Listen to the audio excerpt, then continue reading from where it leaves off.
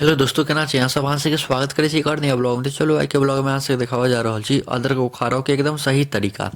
तो देखियो, ई की कहै छै, छठि जे छलै ओहि समय अदरक के रोपने रहियै, छठि नहि खत्म भेलै तऽ ओहि समय आदि सबके काज नहि होइ छै, तऽ वएह अदरक के रोपने रहियै। तऽ अखन देखियो, अखन तक एते पैघ भऽ गेलै, एहिमे गाछो गाछ सब फेंक देलकै। एकरा उखाड़ऽ में कोनो बड़का साइंस नहि छै, बस चारू बगल से ना कऽ देबै अपने उखड़ि जायत। खाली ध्यान रखबै जे दोसर अगर गाछ हैत तऽ ओ नहि कटि जाय। तऽ ई सबके ध्यान राखल जाइ छै। तऽ देखियो, हमरा कनिके काज छलै अदरकके, तऽ कनिक ज़्यादा उखड़ि गेलैए। तऽ ई छोटकियोसँ काज चलि जेतै। एहिमे गाछ जे लागल छै एकरा हम चाहबै तऽ फेर रोपियो सकै छी।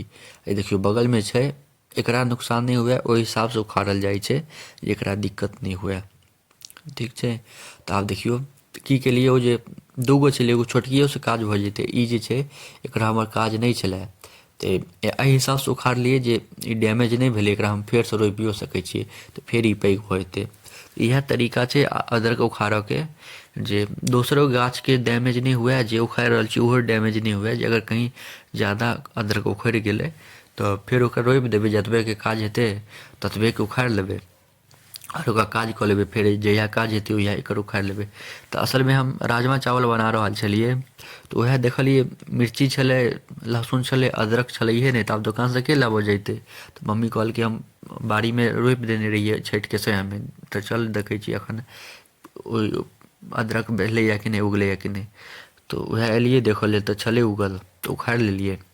देखियो फेर एकरा कनि जतेक जरूरत छलै ओतेक निकालि लेलिए, फेर एकरा रोपि देलिए। तऽ आब आरामसँ फेर ई पैघ हेतै। फेर जहिया जरूरत हेतै ओहिया निकालि सकै छी अपन हाथके।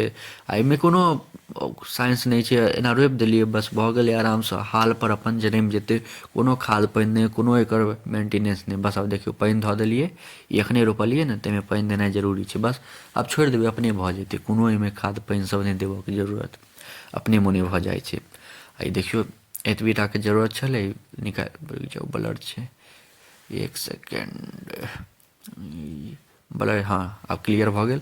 तऽ एतेकके काज छलै राजमा चावलमे जे पेस्ट बना कऽ दै छियै, तऽ वएहमे काज छलै। तऽ एकर यूज कऽ लेबै, फेर ओ जे छलै ओकरा रोपि देलिए। तो राजमा चावलके रेसिपीके वीडियो हम डालि देने छी अपन चैनलपर, जे सब नहि देखने हैब जाकऽ जरूर देखब, ओहो बहुत मस्त ब्लॉग छै, तऽ बहुत नीक लागत, तऽ जाकऽ जरूर देखब अहाँ सब। तऽ देखियो एगो ई छै, इहोमे देखियो ये अदरक लागल छै, एक सेकेंड एकरो, हाँ देखियो अदरक लागल छै, एकरो उखाड़बै तऽ इहोमे से निकलतै। एकरो रोपि देलिए तऽ आब इहोमे सब बढ़िआँ हेतै। आ एकर यूज कऽ लेबै, एखन राजमा चावलके साथ यूज कऽ लेबै। तो जे सब रेसिपी नहीं देखने हैं राजमा चावल के, जाकर जरूर देखो, बहुत मस्त लागत। तो अहाँ सबके एते देर तक देखो के लिए धन्यवाद। नीक लागे तो लाइक कमेंट शेयर सब्सक्राइब जरूर करब। मिले छी अहाँ सबसे अगला नेक्स्ट ब्लॉग में, तब तक के लिए धन्यवाद।